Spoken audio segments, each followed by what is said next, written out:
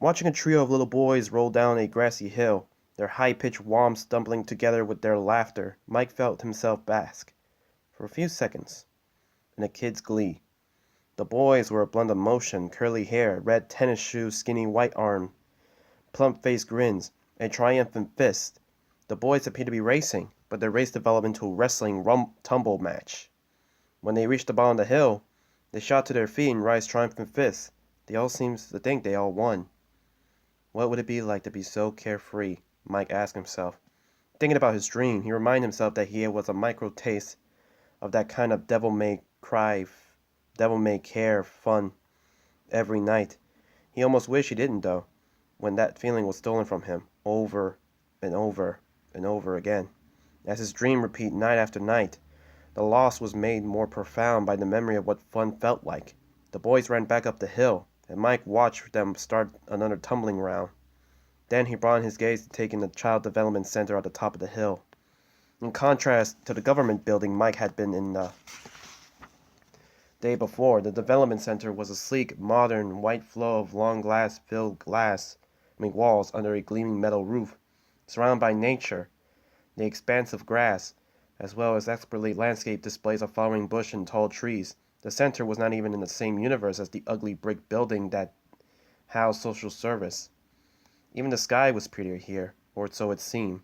Yesterday's surface-clefted gray sky was gone. Today's sky was cyan blue, and it was filled with a playful white clouds, all puffy and soft-edged and rolling through the sky, not unlike the boys rolling down the hill. The sun was playing peekaboo with the clouds, its brilliance knit in and out as it peeks from behind the white sky studs and then dripped back behind them again.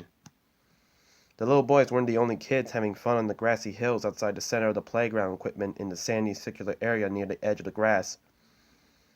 20-plus kids were running around or pumping themselves higher and higher on the swings, or climbing on the monkey bars, or teeter-totters with a friend. The kids ranged in age from 6 to 15. The older kids weren't playing. They were either sitting in the grass or on one of those wrought iron benches placed throughout the area. They were either chatting with each other or spoke to white-coat adults. The adults were the doctors, MDs and PhDs, who oversaw the kids who came to the center. The center's doctors were a wide array of expertise, Mike had found out. They were trained to help all sorts of kids with all sorts of development problems. Leaning against the chain-locked fence on the other edge of the center, Mike vaguely wondered how his life might have turned out differently if he had a place like this to come to when he was 12. Grief was a developmental problem, wasn't it? Loss and guilt could stun growth every bit as much as the kind of psychological problems they were treated here. Turning away from the more active children, Mike forced himself to look towards his sister. He spotted her. Of course, as soon as he got out his car, Abby sat on one of the benches not far from the center protocol-covered entrance, bent over her drawing pad with the coloring pencils. Abby was well away from all the other kids, even so, she was talking. Mike was far enough away from Abby that he couldn't hear what she was saying, but he could see her lips moving. He could also see her turn to look beside her and look out the front of the bench, as if she was speaking to an invisible companion. The sun burst from behind the clouds again, and the light blinded Mike. Closing his eyes, he wiped his face with his palm. Man, was he exhausted. No matter how much time he spent in bed, he never got enough rest.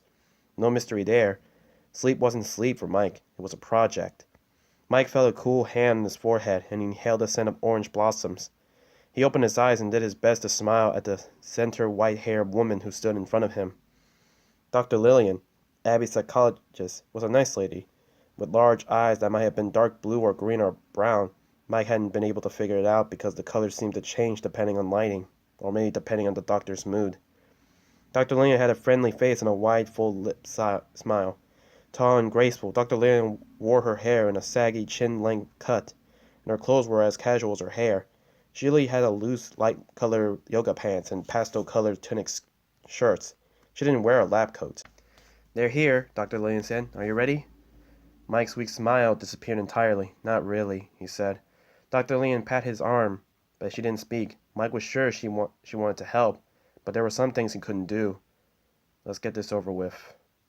Usually, Mike was pretty comfortable with Dr. Lillian's office. The nice large room with a thick blue carpet and furnished sparsely but comfortably with a small white desk, a roll of matching sleeves stuffed with books and a few nature-themed photos, a high black pale blue office chair, 3 matching post thick arm Gus chairs, and a long blue and cream strip soda. The office was obviously designed to be calming. Most days it was, but not today.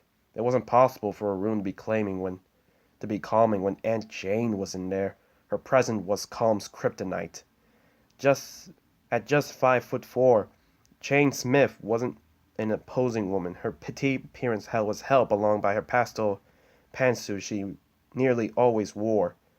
Today's suit was very pale green. When Jade stood still, and if you didn't know her, she could look insubstantial, even consubstantial, with short, dirty blonde hair that Mike was pretty sure she dyed now. She was, after all, in her 50s. Jane had a pale, freckled companion, orient brown eyes, and a narrow face shaped like an upside-down egg. In abstract, she might have been pretty, if not for her personality. "Just look at him!" Mike's aunt angrily shouted. She waved her arms widely, combined with her exaggerated facial expressions.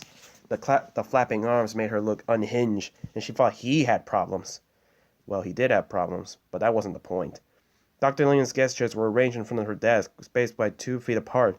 The 2 feet wasn't nearly enough space. Mike, sitting to Aunt Jane's left, had to lean back when she threw her arms out. On the other side of Aunt Jane, her lawyer covered in the other guest room. He was sitting so he can chat back and away from his client. Clearly, he didn't want to be close to her any more than Mike did. Dr. Lillian, safely behind her desk, was the only person sitting straight. She was also the only person in the room who seemed to be benefiting from her calm dictator. "What is this, 10 o'clock in the morning?" Jane continued with her trinity, "and he can barely keep his eyes open." Mike, who had been aware his eyes were fully closed, resisted the urge to shut them entirely. As tired as he was, his eyes weren't drooping because of that. He had partly shut to try to damp the impact of his aunt's trauma. This was a trick he learned many years ago. Aunt May was wound up by a very specific reason today. She had an agenda, but it wasn't the matter if she didn't have one. She was just a high-strung woman, petty, loud, judgmental. Jane was the reason Mike had learned the word narcissistic when he was a boy. It was the word his mother had always used to describe her sister-in-law. Jane whipped her arms through the air again. Mike pulled back like a turtle shrinking into his shell. If only he had a shell to shrink into. "This degenerate," Jane continued, "is being entrusted with the well-being of a mentally ill child." Mike involuntarily brought a hand up to cover his right ear. Jane's high pitch, which was almost an operic sonar proud, was literally hurting his eardrums. Cocking his head, Mike looked behind Jane to see if his lawyer, "Just call me Doug, I'm not full of formalities," was having the same problem, but he couldn't tell. Doug, a large man whose body was freakishly similar to the shape of a melting ice cream cone, gave no indication that he was hearing or seeing anything. The only reason Mike could tell Doug was alive was that Doug's chest heavily visibly with the effort of breath, and he made a faint whistling sound each time he exhaled. Studying Doug, Mike had a hard time understanding how the man had become a lawyer, or how he kept the practice going. He looked like he was on the verge of going into a coma. Jane might have been making a big deal about Mike's droopy eyes, but what about her lawyer's slack lips? Heck, his whole face was slack, round, and golly. Doug's cheeks were pressed up against the fleshing nose and squeezed into too small mouth. His tiny eyes were gray and dull-looking, matching his suit, which was the colors of previous day clouds. The suit was baggy and wrinkled. Mike shifted his attention away from Doug and returned it to his aunt, who was still ranting. He turned back in, just for the kicks. "Who cares for mentally should have at least a hint of maturity?" Jane pointed to Mike's jean and t-shirt. "Do you see maturity in him?" Jane put her fist on their hips and glanced at Dr. Lillian. Dr. Lillian ignored the question. "As I made clear many times," Dr. Lillian said, "Abby is not mentally ill." Jane had made a sound that was a half-snore and half-raspberry. "Oh, right," she said. "Of course not. Because it's perfectly normal to sit around by yourself drawing pictures and talking to magical creatures who don't exist." Jane wound herself up even tighter. "That child's a train wreck," she shouted. "She's light years behind where she should be in this age, and it's only going to get worse." By the time Jane got to the end of the sentence, her face was bright red and her voice was crackling. "How about we take a slow breath," Dr. Lillian said, "so we can calm down." The "we" wasn't a "we" at all. Dr. Lillian was calm. Doug was so calm he could practically unconscious. Mike was tense, but he was calm enough. Jane was the one who... "Don't you dare tell me to calm down," Jane shrilled. She pointed the finger at Dr. Lillian. "You're her doctor, but you're trying to make me feel like I'm the cuckoo one here." There was no trying, Mike thought. Jane was the cuckoo one in the room. And what he did to that poor man. Jane said. The volume of her words dropped startlingly, and her tone changed to what Mike thought was supposed to be sympathetic. Mike wasn't watches Jane's lower lip quiver. He suppressed a smile when he saw Jane squinch up her eyes like she was trying to sneeze out a tear. Jane waved a hand like a southern belle attempting to stave off an attack of vapors. I'm sorry, she said briefly. Jane dug a tissue out of the large cream purse. She blew her nose naively. Mike glanced over to Dr. Lin. She met his gaze and gave him a sympathetic look. Real sympathy, not the fake crap that Jane was attempting to sell in the room. Jane blew her nose again. Mike, Dr. Williams saw silently. There was a one-woman play. All they can do was wait to get her out the next line. Jane finished nose blowing. She dropped her dirty tissue on the floor. Mike looked at it, and it felt his lip curl.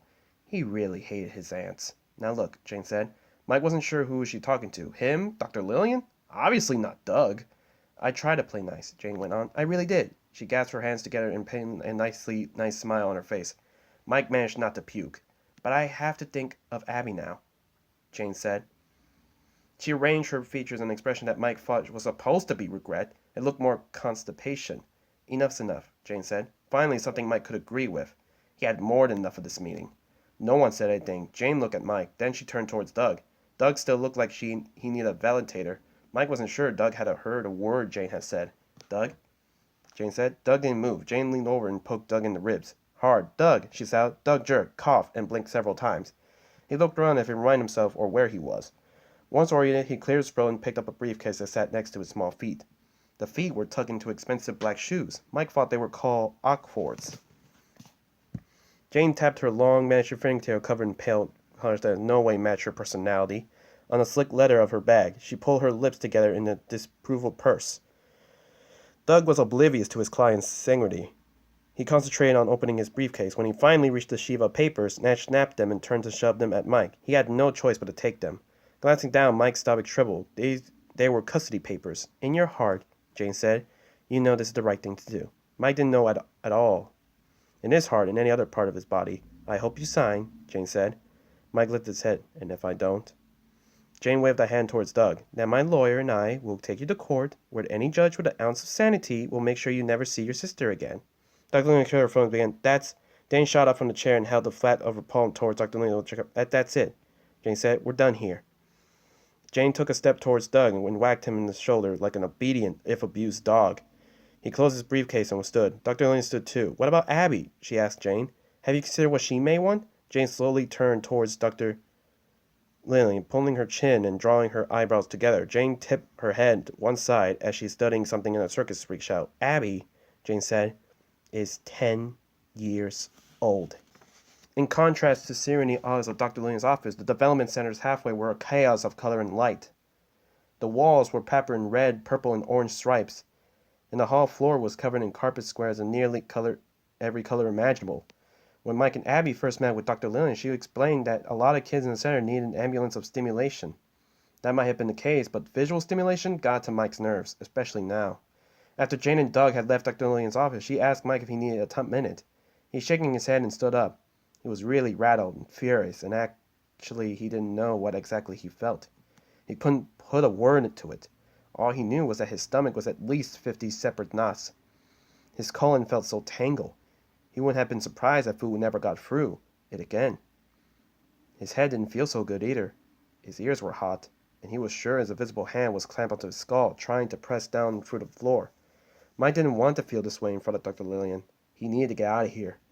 That is why they were in the hall. When Mike said he had to go, Dr. Lillian had insisted on walking him out. Other than all the color, the hall was empty, surprising him because he planned on just getting away without saying a word. Mike blurred. She doesn't want Abby. She wants the trust fund. Dr. Lillian glanced at Mike and gave him a gentle smile of understanding. Dr. Lillian was good at understanding. Maybe that's why Mike kept talking. The trust was set for Abby, not for anyone else. Not me, either. I didn't even use it to pay for the rent, and that's fine. I'm glad it's there for her. Dr. Lillian gained mind like another smile. This one seemed to be one of approval. But Jane and the lawyer are going to find a way to get into that trust if she gets custody of Abby. Mike went on. I just know it. That's what her long-term plan is. Then Dr. Lillian didn't agree, and in the short term she gets the checks from the state, Mike said. It's not about Abby. It's about Jane. It's always about Jane. Dr. Land opened her mouth but then closed it. Another sympathetic smile told Mike that once again she didn't disagree with him. Together they turned the corner, heading towards the center activity room. A couple boys around Abby's age went racing past. The smells of dirty socks and chocolate went with them. So did the pounding of their feet. She makes some good points, though, Mike said. And Jay, I hate to admit it, but she's right. Now I'm not really fit to raise a child. Dr. Lillian finally spoke. I know a little girl who'd strongly disagree. Mike threw up his hands. Come on, Doc. You can't be serious. Abby talks to the air more than she talks to me. I could drop dead and she's too busy drawing pictures to even notice. They reached the double door that led to the activity room, but Dr. Lillian kept walking. She motioned for Mike to follow him. He did. Just past the doors, a long, wide window looked at the room, with thick, bright, rubberized flooring in multiple play areas. Some of the areas were nothing more but a collection of colorful pillows and cushy play cubes that kids stacked in fours or lay to draw or even play games. Some were climbing towers, some were elevating cave-like areas similar to Abby's Heidi tent. But more symmetrically, the play area was played wide apart so there was plenty of open space for the kids to run around. Mike did a quick count. 9 kids were either chasing one another or playing games. There were also several little tables dotting the room. The only one currently occupied was the one on the far side of the room. That is where Abby sat, by herself. Mike gestured towards his sister. See what I mean? Dr. Lillian watched Abby as she spoke. You know, pictures hold a tremendous power for children. Dr. Lillian shifted to face Mike. You heard the expression, seeing is believing? Mike frowned and shrugged. Sure. What was the doctor getting at? Dr. Lillian crossed her arms and leaned back against the glass. Before we learn to speak, images are the most important tool we have to understanding the world around us. What's real? What's matters to us most? What matters to us most? These are things children learn to communicate about almost exclusively through pictures. Dr. Lillian paused and Mike nodded. Okay, he said. He still didn't see her point. Dr. Lillian cocked her head and for a second, then she tried again. See? Kids aren't all that good at consciously accessing what they feel. Their artwork is sort of their subconscious. So you're saying Abby's drawings actually mean something? Mike asked when the light bulb finally came in. Dr. Lillian nodded several times, without question. Mike chewed on that for a second. Dr. Lillian put a hand on his ear. So let me ask you this. Who's featured prominently in 9 out of the 10 of Abby's drawings? Mike didn't speak, but he knew the answer to Dr. Lindstrom's question. Mike was mostly in Abby's drawings. Dr. Lillian squeezed Mike's shoulder. I can see you get it. She laughed. Like it or not, you're her world. Dr. Lillian chuckled. You might not believe you're the man of the job, but your sister certainly does. Mike stared at Dr. Lillian for a few seconds. Then she shifted his attention back to Abby. Could it be true? Was he really the best thing for Abby? For a second, Mike felt his shoulders lift. His stomach started to unknot. But then the inner snarks kicked in. His shoulders slumped. Even if he was good for Abby, how could he take care of her if he couldn't earn enough to support them? And how could he give her what she needed when he couldn't even give himself what he needed? And then there was Aunt Jane. How could he stop her from getting custody? These and a dozen other questions swirled through Mike's mind. What if it's not up to me? Mike asked, voicing one of the questions out loud. My aunt's an idiot, but she's right. No judge in the world is going to take my side. Dr. Lillian shook her head. Don't be so quick to throw in the towel, she said. You're Abby's primary caretaker. Have been for some time, and you're her immediate family. That's meaning that even a minuscule stability in a judge might surprise you. Is that true? Mike wondered. Did he have a chance? Dr. Lillian tilted her head. Have you found a job yet? She asked. Mike didn't answer the question, but his face must have done it for him. Even for a second of thinking about his job hunting failures probably made him look like he's just sucked a lemon. Dr. Lillian pat Mike on the back. That would be a good place to start.